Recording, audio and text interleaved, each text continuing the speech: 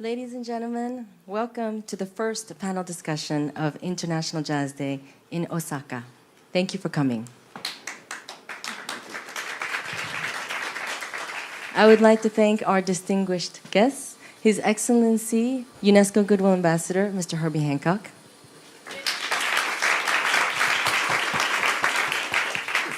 and UNESCO Artist for Peace, Mr. Marcus Miller.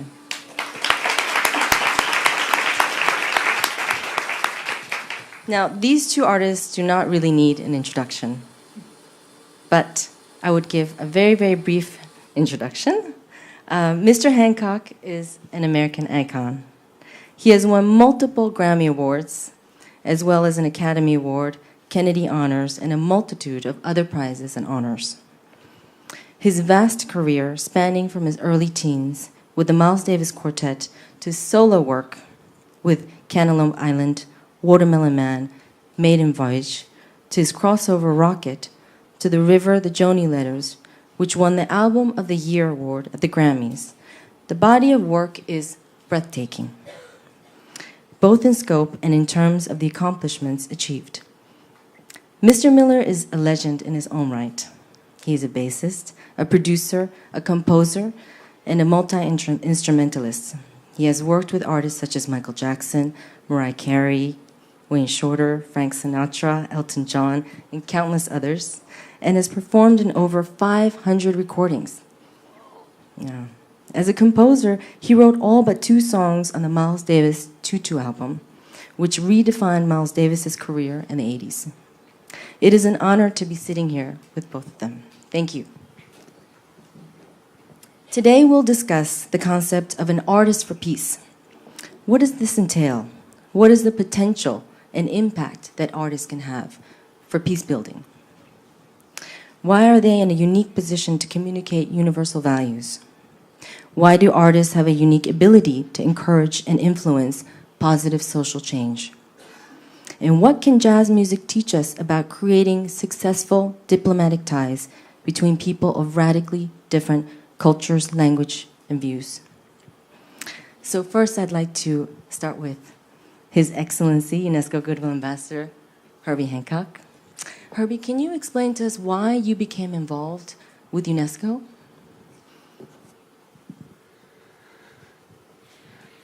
I had been feeling that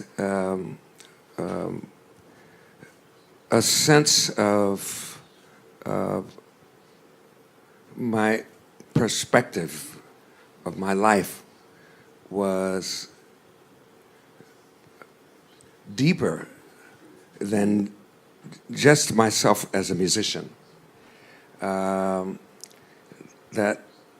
I really was in a moment of inspiration,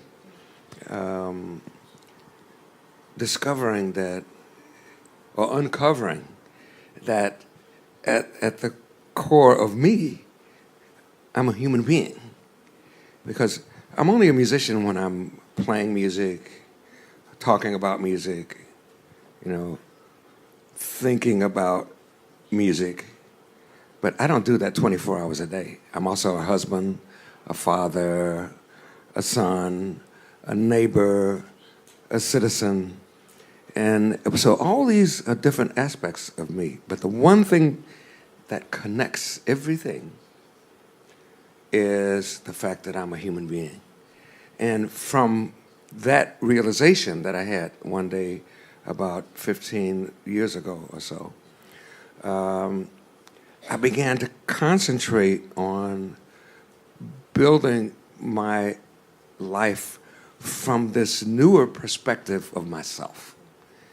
And so the idea of moving forward as a human being and with the desire to do everything I could to encourage other human beings, to share and respect human life, respect the planet, and do what jazz really has been doing since its inception, which is to bring people together.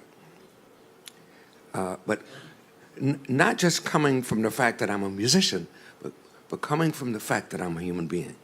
You know, that was the most important thing. So, because actually you, Mika, and I had brainstorming sessions when in Paris when we were working on performance for Philosophers Day, which you started. You were the founder of that.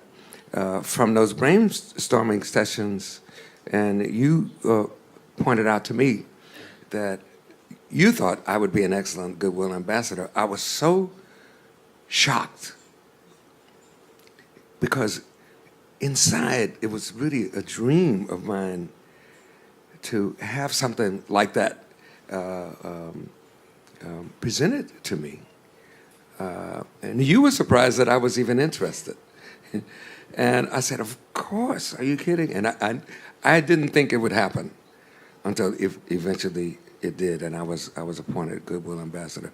I was so happy to have the opportunity to use everything in my being, and of course, including my music, but not just my music alone.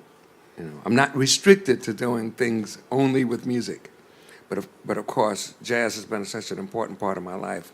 And it has always functioned in the capacity of cultural diplomacy, that this gave me a great opportunity to present the idea and the proposal to UNESCO for International Jazz Day. And that was really the beginning. Thank you. Thank you. And I have to say that as a UNESCO Goodwill Ambassador, you are probably the most active and engaged. By creating this International Jazz Day, it has become an incredible worldwide event. Perhaps you'd like to say a few words about that, the global events and the outreach. First of all, this is the third annual International Jazz Day. We thought that in the beginning, what we had accomplished for the very first one 2 years ago was amazing, beyond our dreams. But we had no idea how much the idea, the exposure, the effect of International Jazz Day would be. And we've received so many letters and responses from even small countries that most of the world kind of ignores.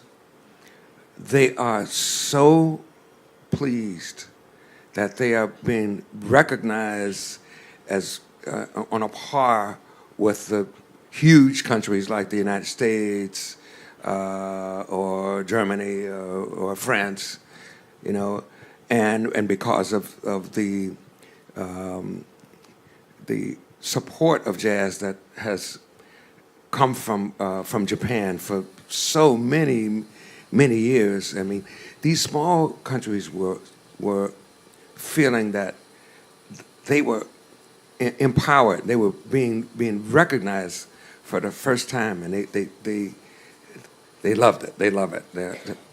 It's so important to them, and they were emotionally affected by that. But also, so many countries that have recently been in conflict. We know that Syria, for example, we received word that, and you have the details, Mika, about this. Some musicians in Syria are going to be celebrating International Jazz Day, even though their homes have been completely destroyed. Many family members have been killed. But they are feeling courage and hope and inspiration for being recognized, not just for conflict, but being recognized for the fact that they are important to the world, as human beings that have a viable culture. And they know that jazz is an international music, and the flavor of their culture is very often included in how they play jazz. It's amazing, you know, and you know, some of the letters that they sent back opened up ideas that I never even realized pertaining to the effect of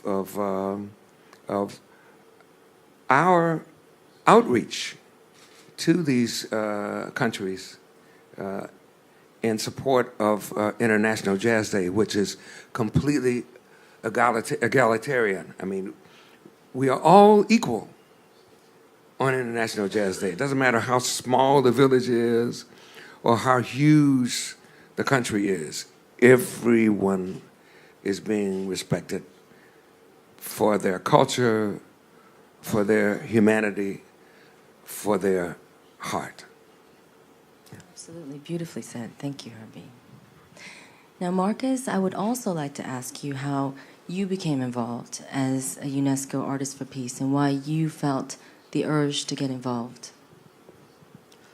Well, the easiest answer is I went to the ceremony where Herbie was named an ambassador for peace by UNESCO probably 3 years ago. Was it 3 years ago that you were? We were just finishing a tour, Herbie, Hancock, Wayne Shorter, and I, in Europe, and we had just finished the tour, and Herbie was going to be named in Paris as an artist for peace. So they invited me to come along, and it was so beautiful, the idea of an artist for peace, and it made so much sense. But going back for me, you know, I remember my first experience with the power of music and the power of jazz in particular was when I came to Japan the first time, right? You know, when we start making music, everybody starts making music for different reasons. But for me, I started making music because I loved the way it made me feel. It was a very personal reason for playing music. I just loved the experience of playing in a band and playing the bass. And, you know, I came to Japan with Sadao Watanabe the first time. And, you know, I could barely tell you, I was 19 years old, I could barely tell you where Japan was on the map. Okay? But when we got here, we landed and we got on a bus from the airport from Narita, and we ended up in Tokyo. And in front of the hotel were all these kids waiting for this pop group. I assumed they were waiting for this pop group to arrive. And then I realized that they were waiting for us. And I'm looking behind me for Menudo or somebody like that. And it was us they were waiting for. And it turned out that they knew every recording that we had played on up to that date. They knew the details of every recording. There were American fans who didn't know the details of music like these Japanese fans knew. And over the years, I'd come to Japan, and fans would be in the hotel lobby with literally 100 LPs for me to sign, each one an LP that I played on, you know. They're crazy, you know. But it was such a beautiful thing to see how music traveled and to see how music affected people on the other side of the world. It was amazing. And because of the reaction that we got from them, it made me want to learn about Japanese culture, you know. I started asking questions. I wanted it to be not so one-sided, where they love what we do, but we don't know anything about what they do. So I got into it, man, and I started learning some Japanese, and I was on the stage. Bando no minasan wo shogai shimasu. Right? I was into it. But that's what music does. And that was my first experience. And, you know, I've had other experiences. You mentioned Tutu, the album I worked on with Miles. I had an experience after we did that album. A few years later, I took a trip to South Africa. And this interviewer said to me, what does it feel like to have made the most important African-American contribution to our struggle for freedom in South Africa, right? And I said, what are you talking about? And he said, Tutu, do you know how much strength that piece of music gave us? Because Tutu was a dedication to Bishop Desmond Tutu, who, along with Nelson Mandela, was doing such fantastic work fighting against apartheid in the 80s in South Africa. So I said, no, I had no idea that you even heard Tutu, because I assumed that, the government was preventing you from hearing things like that. And he said, brother, when we need to hear it, we find ways to hear it. And it was amazing. It was an amazing feeling to see the power of music. Then you have people from Russia, or from people from Europe, or from South America, who say, hey, man, I'd like you to introduce you to my little son. His name is Marcus. Wow. That changes you. That changes you. You no longer are making music just for yourself when that happens. You start to realize that you have in your hands a really powerful tool. We go all around the world, and, just like in Japan, where initially we don't even know how to say hello, we play music, and all of a sudden we're a family, And I have people who are dear friends in Japan, in Africa, in South America, in France, Germany, Italy, because of the music, So, getting back to when I went to this ceremony where they appointed Herbie Hancock as a peace ambassador, I was like, man, this is really cool, because I had been looking for a way to continue that story on my own. You know what I mean? How can I formalize this power that music has? And this seemed like a perfect way. Then the guy goes and does Jazz Day, which it's such an incredible idea because it seems so simple, and it seems like it's always been. And I know that to be true because when I talk to people, they say, what are you doing? I'm getting ready to go do Jazz Day, International Day of Jazz, and they go, what is this, like the 10th anniversary? I said, no, man, this is number 3. They said, are you kidding me? That hasn't existed for years? I go, no, but it seems like it has, because it's such a natural idea. And those ideas are always the best ideas, the ideas that seem like, well, of course, why didn't anybody think of that before? Those are incredible ideas. So anyway, that was my path. Herbie Hancock has this big footprint, and I just put my shoes right in the footprint and got behind them. Thank you. And so as these ambassadors, Artists for Peace, how do you see your role evolving in the future? What are your hopes? What would you like to accomplish beyond what's already been accomplished?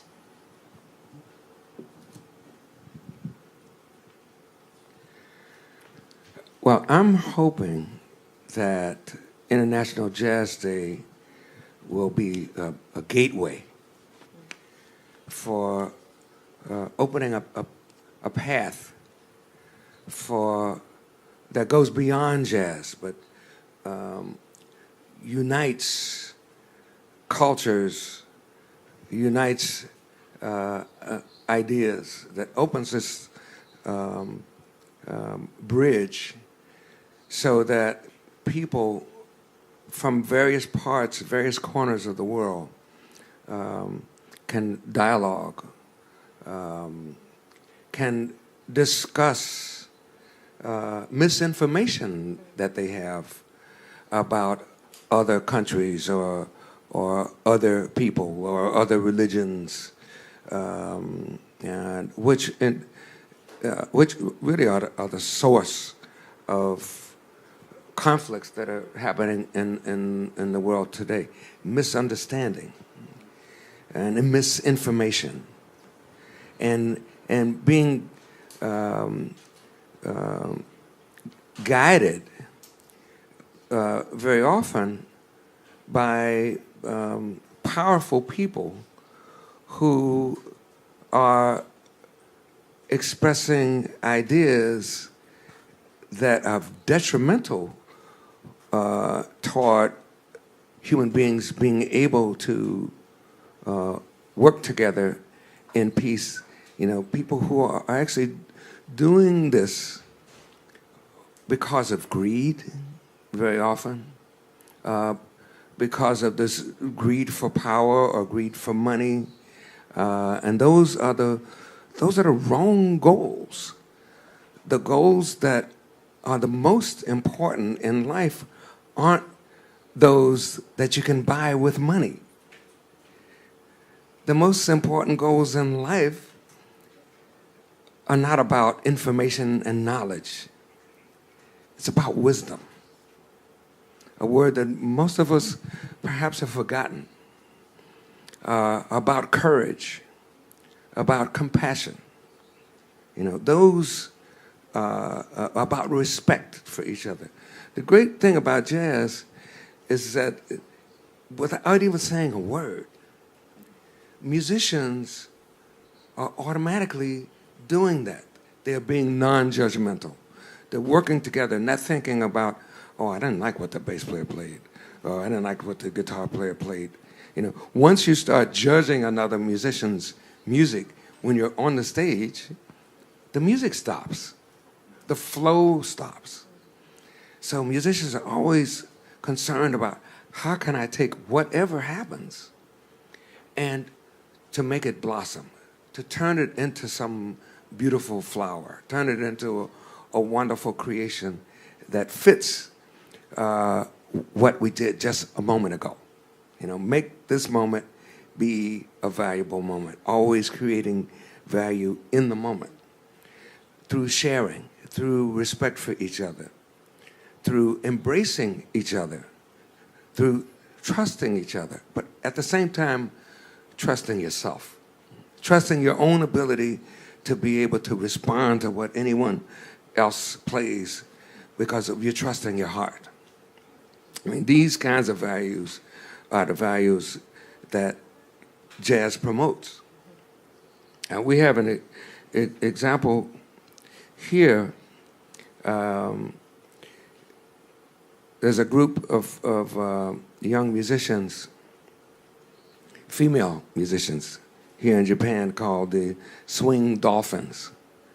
And there are 24 members of this group from elementary school and junior high school that were ready to play a concert, and then they were in the area of the tsunami, and I guess near Fukushima, right? In the Tohoku region. Yeah, and so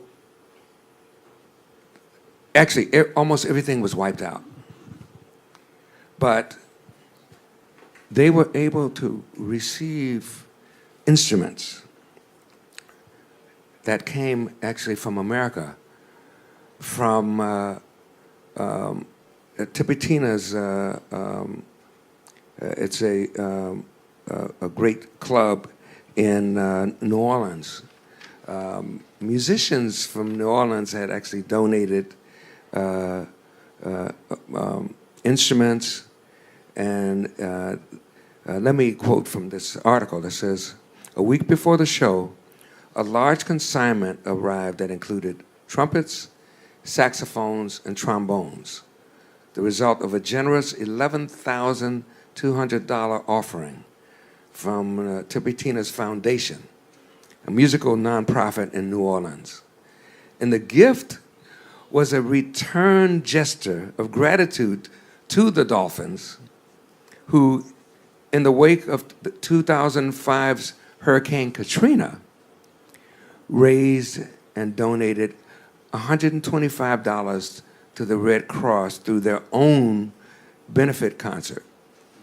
It's so amazing that this gratitude that moved from Japan to America, and then from America back to Japan in the time of crisis. When people sometimes it's crisis that brings out the best of the human spirit. And so you actually, in that way, are turning poison into medicine, which is fantastic. That's the whole idea. This actually works in with what I said about jazz. No matter what happens on the stage, even if someone plays the wrong chord, to turn that chord into the right one. Miles Davis did that to me one time, you know. Yeah, and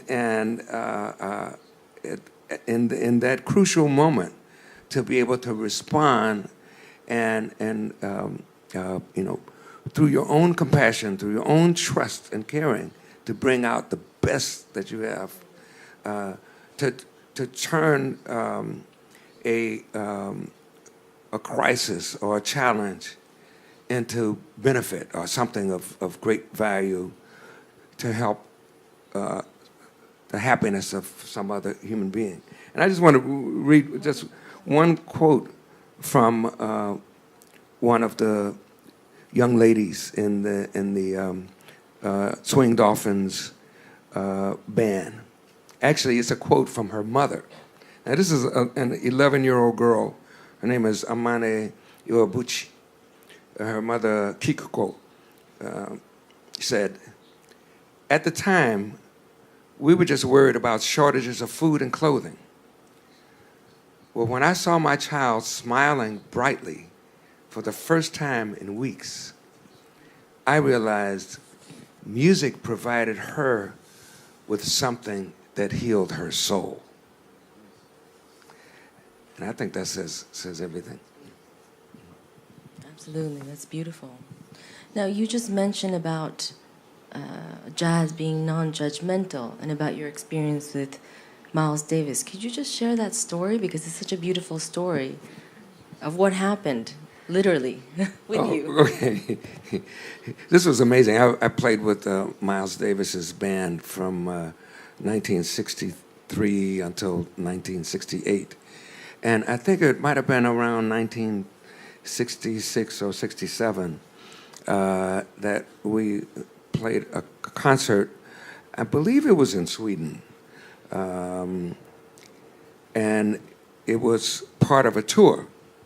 But this was turning out to be the best night of the whole tour. You know, it's always one night that really sticks out as the best one. The band is on fire, and the audience was with us. I mean, we had just captured the hearts of the audience, and so this was a journey. It was almost like a team between not only the musicians, but with the audience was part of that team. And the spirit was so strong. Everything was moving. Everybody was all together. And we were in the middle of the concert, and everything was building and building. And then Miles started to play his solo. And Tony Williams, the drummer, was on fire. And Wayne Shorter was on fire. Ron Carter, bass player, he was on fire. And Miles got to the peak of his solo. And then I played this chord that was so wrong. I thought that I was the tsunami and destroyed everything. I felt awful. I wanted to crawl under the rug. And Miles took a breath, and he played some notes that made my chord right. It made everything fit somehow. Only thing I could do was gasp. I didn't know what happened. How did he do that?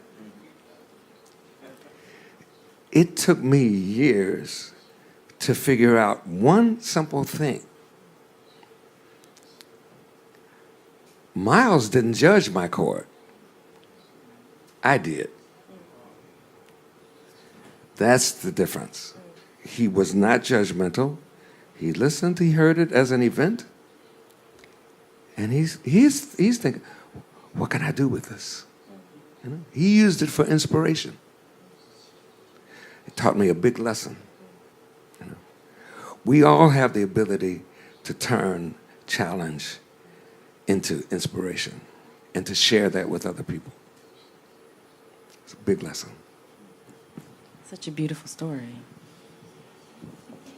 Now, Marcus, as an artist for peace, one of your role is part of many of your roles is to be a spokesperson for the Slave Root Project. Would you like to say a bit about that and share with the audience? Yeah, well, when I tell people that I'm the spokesperson for the Slave Roots Project, a lot of older people say, well, is that really necessary? Because everyone knows the history of slavery. But I think what people would be surprised to find out is that with each generation, people know less and less about the story, the history of slavery. And that's a dangerous thing because, you know, when people begin to forget history, we all know what happens. It starts to repeat itself. Even at this very moment, there's still slavery that's happening in different parts of the world. So it's not by any means been eradicated. But what's important to me is just to make sure that people don't forget and that young people know the story of slavery. It's of course, a really tragic chapter in America's history. And but what I'm trying to do is make sure that it's not just a tragic story. And the way that music plays into this, the way that jazz plays into this, is think about this.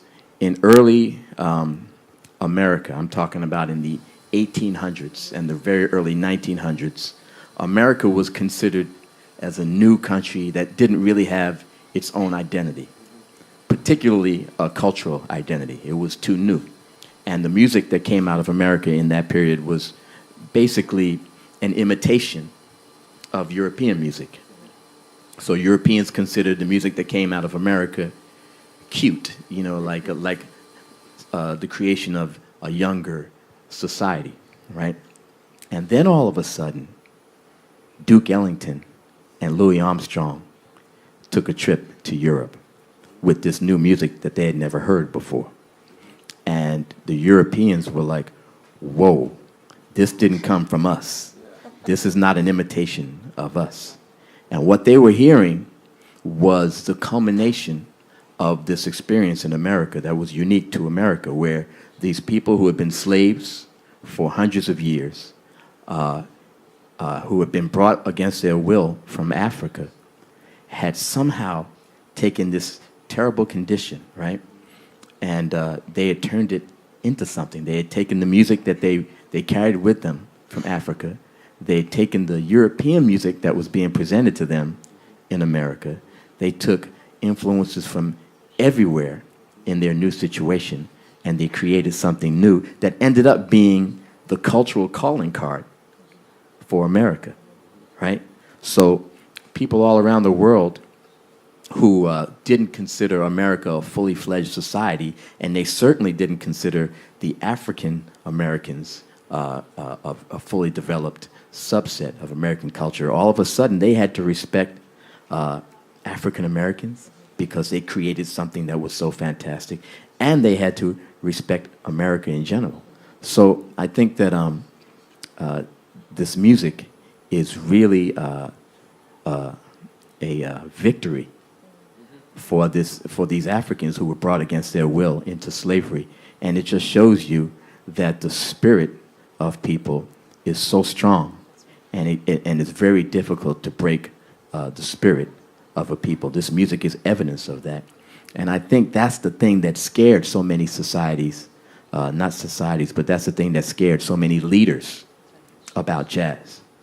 Jazz was forbidden in many countries in the world because there was something about this music that was so obviously about freedom that it scared people. You know, there were periods in Germany where jazz was forbidden.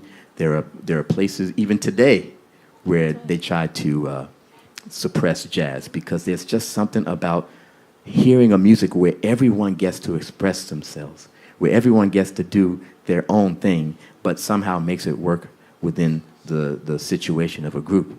That is just really powerful and gives people some really cool ideas about their own life. And I think that's scary. But International Jazz Day is proof that everyone's coming around to this idea. And this music is very powerful, and it's a great model for how we can have intercultural communication and people can find their own freedom through the arts. Absolutely. And you have a piece called Gore, which was fundamental in your role as UNESCO Artist for Peace. Could you share your experience about that? Sure. We took a tour and did a concert in Senegal, Africa, about 3 years ago, maybe 4 years ago now. And I had heard about the island of Gore. It's an island off the coast of Senegal in Western Africa, and it was basically a place where they would keep the captive Africans for about 3 months. They would keep them there on this island, and they would check them out to see how healthy they were. They would count how many of them they had. And eventually, after about 3 months, they would take them and ship them off on these big boats into slavery. Yeah, but I just want to say, they weren't just living on the island out in the land. Right. They were captured as prisoners. Yes. Yes. In these caves. Yes. On the Yes. island of Yes. Gore. I've been there too. So Absolutely, yes. They were prisoners. They were captured from inland Africa, brought to the coast, and then moved onto this island. And they were kept in these rooms. There were 3 rooms, one for men, for women, for children, and they were very small, and they would stack these captives in these rooms, one on top of the other. It was horrible. Yeah, the worst of circumstances. And then after no a while, sanitation. Right. Oh, they were like, it was like Hardly literally like animals, right? And so we took a tour of this, of the place where they kept the Africans. It was called Une Maison des Esclaves, which is French for a slave house. And like I said, I heard about it, so I thought I was emotionally prepared to visit this island. You know, I was like, yeah, I know the story, you know. But man, being there is a whole different thing. When you're standing there looking at the room, which is not as big as this area here, and you imagine 40 slaves, 40 captives, you know, crammed into this room, and you imagine that they've been pulled out of their life, of their culture, and then that wasn't even the worst of their situation, because then they were put on a boat, in the bottom of a boat, and they had to travel for weeks, for months, across the Atlantic Ocean. It's just unimaginable. So I decided to write a piece of music about what I was feeling standing there in that slave house. And my young band members were there with me, and all of us were just so emotionally moved by this visit. So I wrote this tune, I named it Gore, and you know, we've been playing it for about a couple of years, but it was instrumental in this journey with UNESCO, because I performed the piece in Paris, and the directress of UNESCO, Madame Bokava, she was in the audience, and I explained the story of Gore, and then I performed the song. And after the concert, she came backstage, and she's a very wonderful, sophisticated woman, but she was excited. She was like, listen, you've got to be the spokesperson for the Slave Root Project. And I didn't even know what it was. But I was like, if you're going to be this excited, then I'm going to do it, okay? Because it sounds wonderful. And that's how I got into it. What I would like to do is just maybe visit all the slave sites. And by slave sites, I mean the ports like Gore, where the slaves were shipped. I'd like to visit the places where they were sold. I'd like to, in South America and the Caribbean and North America, visit the places where they were bought, and just make a connection and video it and show it to young people and try to get them not to hear about this story, but to feel this story like I felt it when I was standing there on that island of Gore. And I think it's important to know that one of the reasons why Madame Bokova, the Director General of UNESCO, was so moved by your piece was because it wasn't just about the negative. Right. It's also about celebrating life. Yes. Well, you know, when I explain the song, I tell the audience that I didn't want the song to be just about the anger and the hurt and the pain that I was feeling when I stood there in that slave house, because I also wanted to make it a testament to human beings' ability to transcend horrible situations and find something. I mean, as African American slaves, all you really had was music. At the beginning, you didn't even have instruments. Working in these fields, picking cotton in the heat, and all you could do was sing. That was your only comfort. And then eventually we got access to old instruments, whatever we could get a hold of, and created this wonderful music that was our savior, this music, And I think because that's what jazz evolved out of, that situation. I think you can hear it every time you hear jazz. I think you can hear how important that music, how emotional that music is. It's not just notes. It carries our whole history with it. And I think everyone understands that when they hear it. I think that the spirit of the slavery project, people can identify with that spirit because everyone knows. I mean, within their own lives, there are situations where they feel kind of enslaved by some negative or challenging situation. Maybe they haven't seen on a one-to-one relationship between their own lives and the lives of the African American slaves, but they can feel that humanity and that connection to challenge and problems that have plagued them in their own lives, no matter where they came from. And this is what that makes your project important, but it also makes jazz and culture in general so important. Well, that's what we hear at the end of our concerts, because yes, a lot of people don't have, like you say, a one-to-one connection with this slave experience, but just the idea of taking that horrible an experience and turning something and creating something beautiful with it is inspirational to everyone. Some people actually connect it to an oppressive situation in their own culture, but other people, like you say, just connect it to their own lives, their own personal lives, and say, if someone can endure that, I absolutely can endure what I'm going through in my personal life. Absolutely. We all have the ability, if each and every one of us has the ability to turn poison into medicine.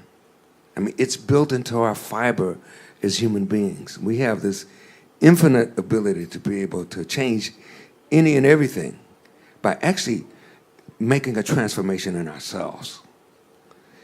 That's the most important thing. And that's how we can encourage and help each other. That's why we're here, is to not only become happy, but to help other people become happy and overcome their sufferings and their sorrows and be an encouragement to each other. I think it's very important what you're talking about, the universality of the message of jazz, and that struggle and oppression is universal. It's something that everybody experiences. And I think that's why Jazz Day has resonated in so many societies where there is conflict and oppression and struggle. So that's beautiful. The idea of turning poison into medicine, I mean, even the medical profession does that. That's what inoculations are. It's like small bits of things that in large amounts would make you sick, but you develop the ability to fight them off when they introduce this into your system. And then in a more general sense, just being able to have difficult situations be interpreted in your mind differently, saying, you know what, this is, yes, I could look at this as a horrible situation, but instead I choose to look at it differently. That's so powerful. It seems so trite at first. I'm just going to look at things differently, you know what I mean? But, and sometimes you feel like you're going to battle a lion with a feather, you know what I mean? But you don't understand how strong that feather is, If you just go, you know what, I'm going to change this. I'm not going to let this be just a negative experience. I'm going to turn this into something positive. That's a hugely powerful weapon. Yeah, that's human revolution. You know, that transformation that happens inside. Yeah. And that Miles Davis story he told, where he played the absolute wrongest note he could ever play, and Miles made it into something beautiful. He does that. I've seen him do that for years now. You know, I mean, he took the lesson, that beautiful lesson that Miles gave him, and I've seen him turn really ugly notes played by other musicians into beautiful things, because he's now one of the most non-judgmental musicians I've ever played with, you know, and it's from him taking that story that I'm sure Miles may have learned from somebody. He took that story and he's continuing it on, you know, and I gotta admit, earlier in my life, man, if somebody played something wrong, I'd look at him like, man, what's wrong with you? But, you know, after being exposed to him, you know, I'll take a breath and go, let me see if I can make something out of that, you know? So the story gets passed along, you know? Not just in music, but this is the way you deal with people also, you know? So it's really important. Well, that's the other thing about jazz, by the way, in that I know, and I'm sure you, of course, you know this too, that musicians that are older than us, you know, the elder statesmen of jazz before us, shared their experience. I mean, they hired you when you were 19, Yes. right? Yeah. And they shared their experience with you, encouraged you, gave you the opportunity to grow and to blossom and to expand, you know, to open your eyes and your ears. Yes. And yes. and you are continuing that legacy, you know, Yes. as a mentor for young people, you know, to share your experiences with them, and at the same time to learn from young people. Yes, yes. In the Because, same you way know- that Miles learned from you guys, you know, he was Exactly. the old guy in the band, and you guys were like the new guys. But I remember specifically Miles talking about when he hired these guys in his band. He was playing a certain way in the 1950s. He hired these guys, Wayne, Tony, Ron, and Herbie in the 60s, and these guys were playing something different that Miles hadn't heard before. And Miles said, I got to go home and practice. And to his credit, to Miles's credit, he came up with a way to play with these guys, because it's not easy to play with Tony Williams, Ron Carter, Herbie Hancock, Wayne Shorter. He found a way to climb back on top of that wave and surf, you know? And it was beautiful because they learned from him, and he learned from them. One more thing I'd like to inject here is that another wonderful thing about jazz is that it really breaks down prejudices, right? Because everyone, whether they want to admit it or not, whether they realize it or not, they all have preconceptions. They all have their own prejudices, you know? For example, if a female sits down at the drum set, right? A lot of musicians are like, oh no, I wonder if this is going to be, you know, if this is going to be good. A girl playing the drums? A girl playing the drums. A male, yeah. traditionally male instrument, Yes. right? And all of a sudden, she goes, bang! And she starts playing, and all the guys go, oh, she's good, let's go. Right. They Like Terry Lynn. Yeah, like Terry Lynn. They had preconceptions, right? And as soon as she proved with a couple of notes that she could play, they vanished. The preconceptions vanished, and it was back to making music, you know? The same thing with race, same thing with culture, you know what I mean? Guys come up on the bandstand, this guy's not from Detroit, this guy's not from Chicago, this guy's from you know, India, or this guy's from Switzerland, you know? And we go, oh, I wonder what this is going to be. And he goes, bibbidi, bibbidi. Oh, okay, let's go. It's fine. That's beautiful. You know what I mean? That's the all-inclusive nature of jazz. If you can play, it doesn't matter. So beautiful. I mean, we can go on and talk for a long time. I would love to be able to take some questions one or two questions from the audience. If I see a hand back there, can we get a mic? Could you go to the back?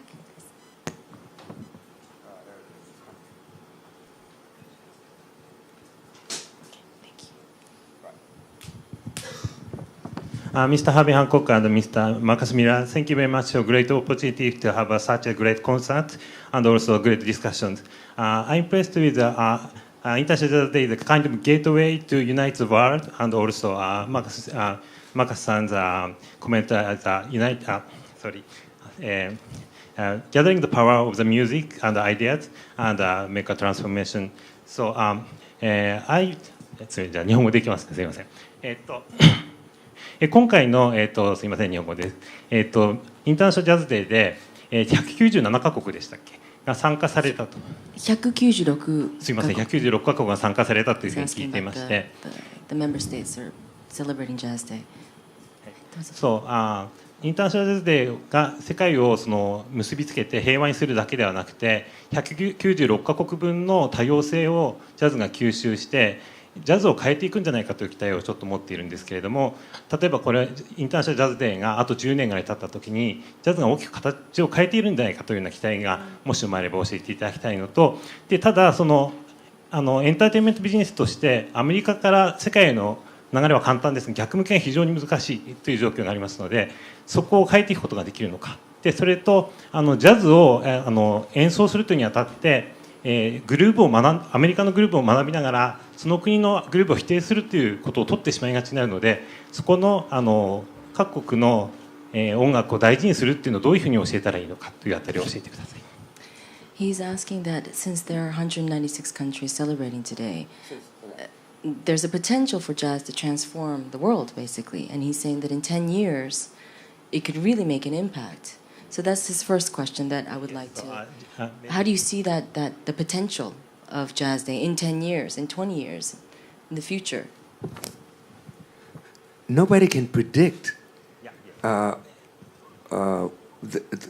potential because, I mean, the potential is not confined to some box that we can predetermine.